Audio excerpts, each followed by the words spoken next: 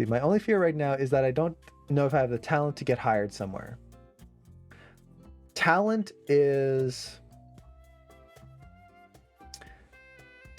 a word that I'm not a fan of, mostly because it's often used in the wrong way. A lot of people, when they see artists and they go, wow, you're so talented, wow, it's so amazing, it's the idea that, look at them, they are a natural, they took this and they learned it, and look how good their stuff is, and it's so amazing how they make it so easy. But the problem there is, it's not easy. You ask any artist, you're the best artist, the one that you're just most inspired by, the animators that you're most inspired by, the musicians that you are most inspired by, the ones that you go, wow, so talented. If you ask them, like, what did it take for you to get there, and how did you get your talent? It's like, hard work. It took me forever to do this, and I still feel like I'm not good enough. I'm never gonna feel like I'm good enough, and it was hard work. Every artist I've ever talked to about, like, when someone says, oh, you're so talented, so naturally talented, it's like, no, it took me a long time. I've been drawing for the last 20 years to get where I am. Talent is misunderstood.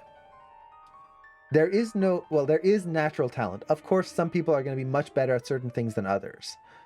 But for the most part, I truly believe that anyone can learn it as long as they apply themselves and approach the learning correctly for them. Everyone learns differently.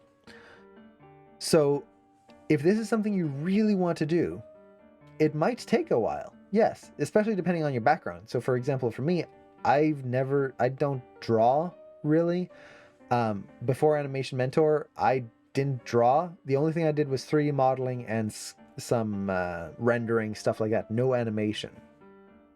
So when I entered animation, it took me a very long time to learn how to put ideas out there, to put it out on paper and plan things out, because I couldn't draw properly. I couldn't put what I could see in my head down on paper and then onto the computer. Posing was really hard for me because I wasn't used to moving a character and putting them in a pose that was appealing. But I had other skills. I knew how to use Maya. I knew how to use all the tools in the tool set for the most part, other than a few animation tools. So I had that going for me. You might not be talented in the thing that you feel you should be, but there are other talents that you will have that are going to help you along that road, even if you don't realize it just yet.